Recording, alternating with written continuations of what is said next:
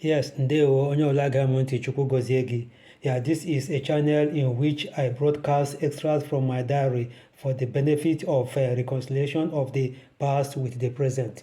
Yes, ihe megani na my family today emena m jiri decide ya to be able to broadcast my diaries. Marashi, people will be able to, or history will be able to understand where my family came from and what has been happening to them. Yes.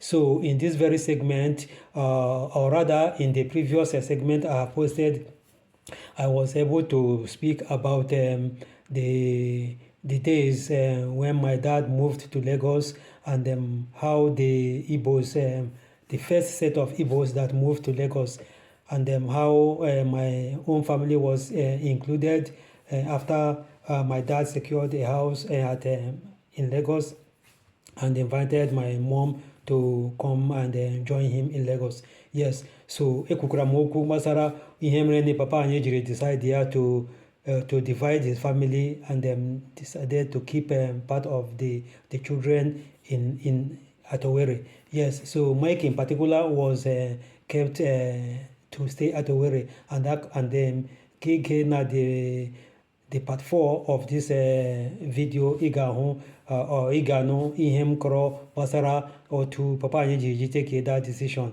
Yes, so now this very segment now agagana m dive into what happened or how I saw my parents' life or how we were able to survive the hardship of trying to survive in Lagos after the war.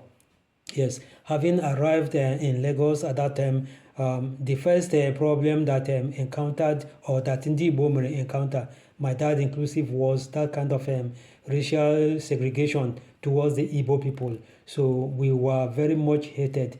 Ndị Yoruba chọrọ ndị ije anya hụrụ ndị Igbo at that time. So it was very difficult for us to be able to walk freely in the streets or play freely with other kids and then do other things. So life was very hard for my dad at that time. So ihe ndị Igbo jikwa na ajiji survive war, the establishment of various kind of unions based on the community. Ndị Igbo, ndị Ahishibia, ya wuru ndị Shaba, ma ndị Shi Onitsha, ndị Shi Enugu, different parts of the Igbo land, ha nwechara groups ndị nke ha eji ha converge together to be able to socialize. So the essence of that, or what necessitated that, was to be able to counter the racial segregation towards the Igbo people. At least hang with the mind that na ndị Igbo bịa dukọta ọnụ like that. Because this meeting eji hold the career on like different Sundays when they can have twice 2 Sundays in a month, when they can have 1 Sunday in a month, as the case may be. So Hande Yoruba who that now, yes, these people are able to, these were the size of the Igbos that were present in one locality, in one section of the street. How much? Yes, these people are yes, so that was the situation at that time. So the establishment of Umofakaja became very necessary. So at that time I move a shift to guard the venue of Umofakaja from Easygoing Hotel to Lawansin, Adelabu, Ikate, Ijesha, Itire, and sometime we were there, Ilasamaja, sometime we were there to that very place, Itire, where my dad was living. Ogo for the Amadola Sajo, he arrange uche na the backyard.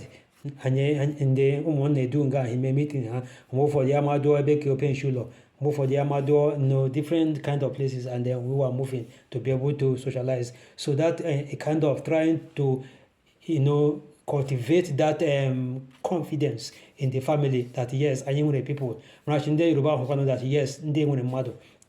Yes, so and that also enabled the members of Ndi Igbo at that time, especially my own family, ya wuru ndị nke nwere some issues in the places ha bi. Ya wuru ndị nke nwere issues concerning accommodation. Ya wuru ma ebe ha eji ọrụ or the too far from where they live, ha enwe ike kọwaa. Ya wuru ndị nke nọ around achọla ha ụlọ within that within the vicinity ndị nke ahụ bi. ya ọrụ ndị ke ọ chọrọ ọrụ anyị enwekwara connection ndị wu directors or ndị in position to employ people enwe ike enye aka achọala ahụ ọrụ where they can be able to engage themselves in. So the meeting was actually very useful, but one aspect of the meeting that was not helpful was I also begin to experience that kind of racial segregation among the Igbo people who represented by the union of different kind of sects where they find themselves. Let me just focus now on Umofakaja. So the union of Umofakaja was supposed to demonstrate that yes, Papa Mleanya Yahu, yes, Hawako Otahe, Aneti, Hane, War, Wane with Amanya, Ane Ango, Anakone, no, I may make any way, in the Ruban that Anima Auto. I'm not yes, these people are not, these people were not isolated in a way that Nangrehi people.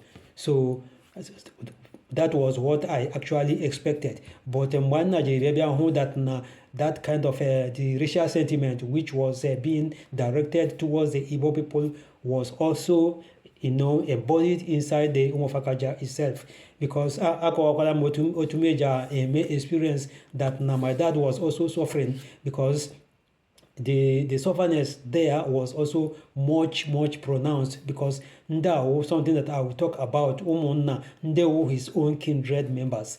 I got Papa Ghana with information from me that Ejima Hana after a hosted in the meeting at our backyard. So 2 days later, Mahonha Hakrosuga in the very house where my dad was seated inside. So sometime nje baje my dad share Papa ahum mope monye de ba ahum de donye de ba, and in our younger people, they are not older. You understand me? People that can be able to branch in and say my dad could be sick, my dad something could be happening to my family at that time. These people don't care, they just walk. Like as I tried to explain, Itire at that time was a lot of Ndibo, especially in the Ngopala. So all the most likely that I now they Geishi from one compound to another across or they will not even care to say or identify the fact that one day him could be in this house. So my dad began to experience those kind of a thing and begin to know that this was the trend. Apart from he sat me down and then trying to let me know the son who I am. So it also made me to understand how bitter, how lonely my father was. So it was so much heartbroken for me to experience that my dad was trying to solicit for recognition among the Yorubas as an Igbo man, and also trying to get himself recognized also among his own brothers. So we were all like we were like empty, we didn't know where to run to. So here was my mom, a single child also. My mom the mom me introduce just because it may be our Hindu moye somehow they were not in any way connected to my mom precisely where she was born, and those people didn't even care as well. So the fact that I'm a child growing up with my dad and my mom, it breaks my heart, and I know how much my mom was feeling very bad, and my dad, and then my dad, as regarding the fact that papa mgeje chono ya lodo ya mishime papa mgeje sao mlianya mini na nimewela avoro la ya odima ma ije sao.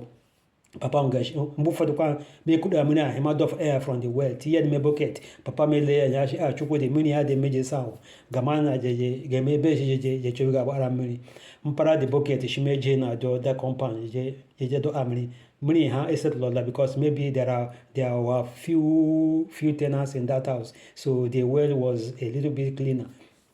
Ndof amri a hiti ya me bucket, the landlord ya draw the bucket ko ya nala with the bucket look from shima Shim one Shima inside his compound anymore. So that was the situation. Mgbe ụfọdụ aga m na-arụ egwu mụ na ndị Igbo ụmụaka Igbo ibe m anyị gbaga bọọlụ anyị daba na premises ha esizie ya yasami. So mgbe ụfọdụ ha ga iwefe ahụrụ anyị ya ha were mma iwu ya ọ ree ya ntụni. So all this was happening, and I was not happy, and my parents were not happy, especially in certain situation. Because nwere ihe mere ni anyị egwugo egwu na some block of houses away. Ha ga-eshebe ahụ ha chụgide m chụba am inside the house where my mom was present. Inside, in the presence of my mom, ha called me, mom or molest him, all those kind of things. So there was nothing my mom could do. Papa, my mama report to there was nothing my dad could do. So we continued to live our lives like that, and in fear, and in being not sure what was going to happen to us the next day. But we survived before other problems in the family begin to raise its ugly head. So anyị nwere ndị like as I was trying to say, aga m anọ n'ihe eji nlegidere bread mama m anya. Ndị Yoruba aga branch na bịa zụrụ anyị bread. Instead, they prefer to go 200 meters away cheshebe ahụ zụrụ bread. Hiloma ha na-efe ya kpakakpaka iji jim that na ha were able to buy their bread elsewhere. So mama m ji adụ akwa aga ha chịara mama m akwa ka mama m dụọla ya nwụọ aga ha zụọ anyị mmanụ. They were not trying to associate with us. So it was very bad, or it was such an ugly experience living with the Yoruba people during that time. And then also ndị Igbo were able to we were trying the way we could to be able to bring ourselves together.